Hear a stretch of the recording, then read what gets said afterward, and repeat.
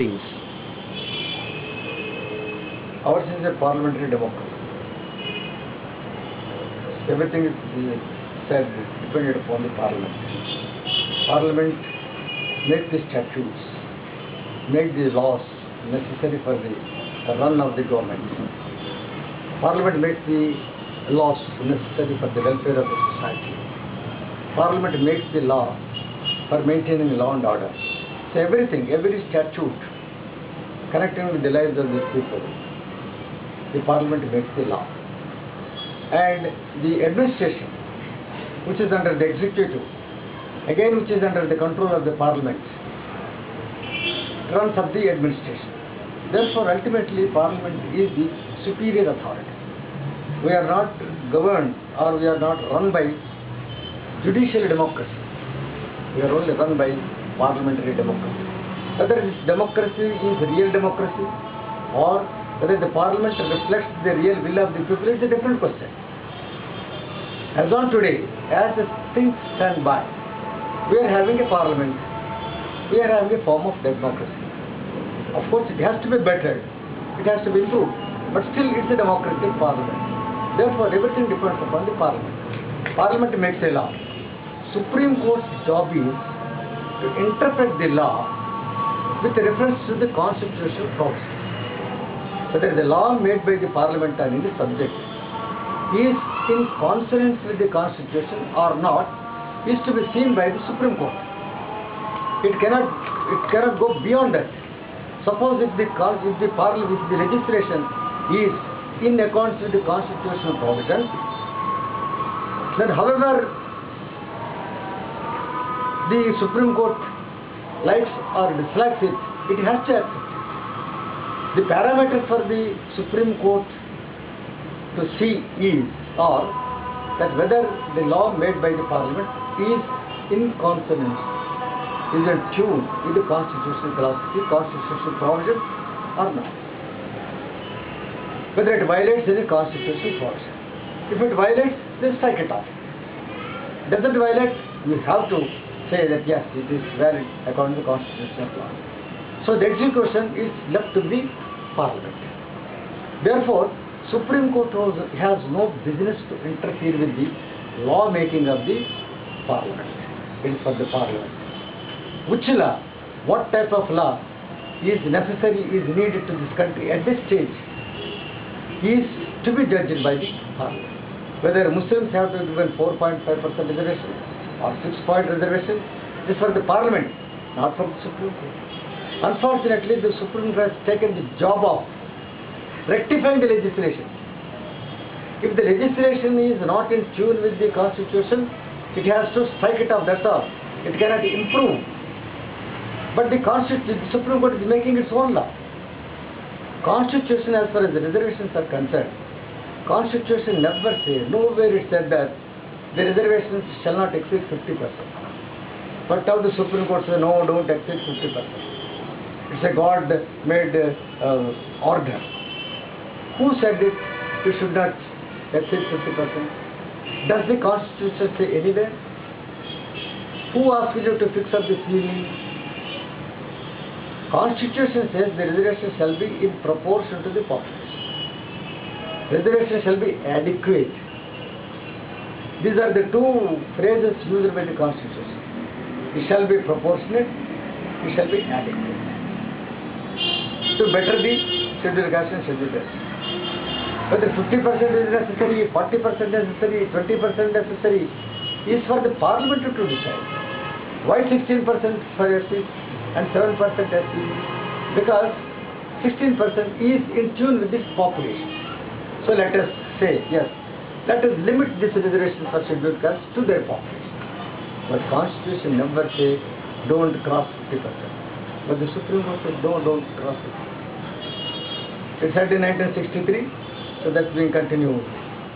Mandal has nothing to do with the ceiling, but Mandal said no, don't cross 50%.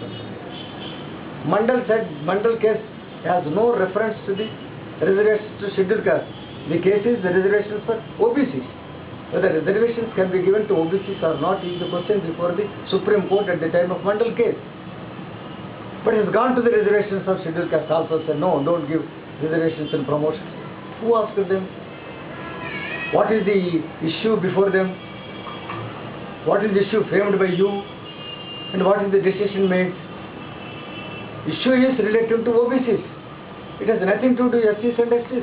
But you gave judgment with reference to SCs and STs. Don't give promotions to SCs. Don't give promotions, don't give reservations to creamy layer.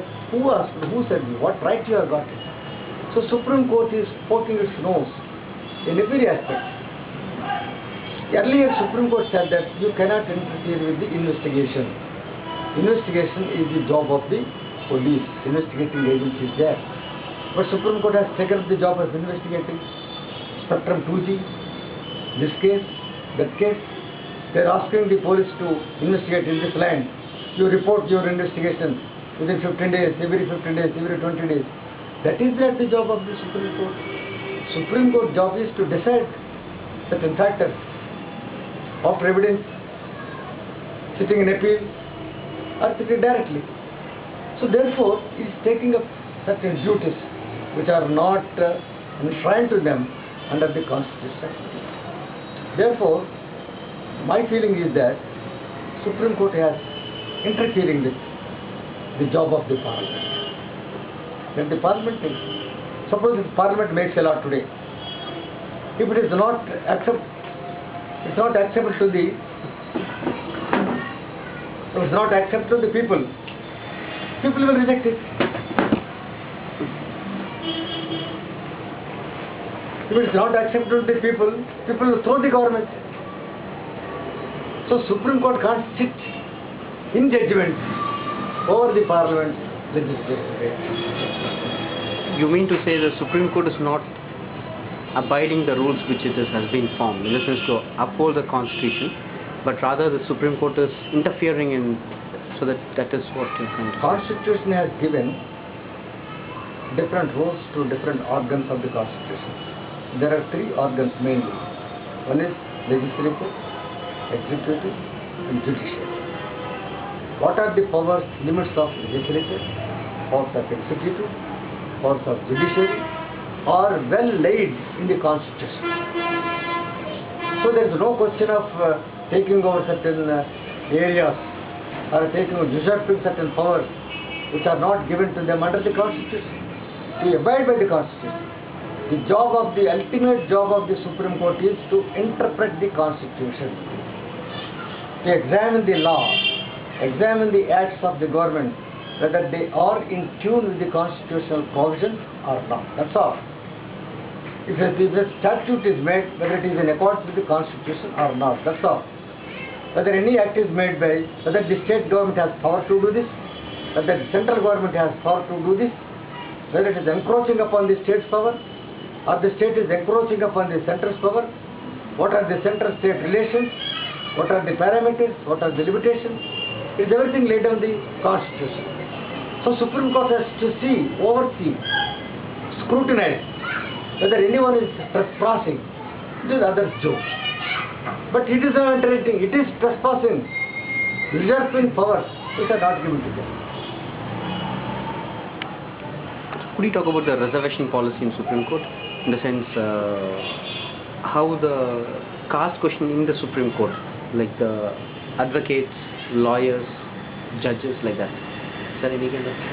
Supreme Court, as on today, I think there is no representation of scheduled caste. I think also scheduled tribes in the Supreme Court. No one is there with it. After Balakrishnan, no one is appointed. So even there was a representation at one point of time, which is very, very meager. Supreme Court is not willing to elevate judges from High Courts to the Supreme Court, and the High Courts are not willing to elevate advocates, appoint advocates as judges to the High Court.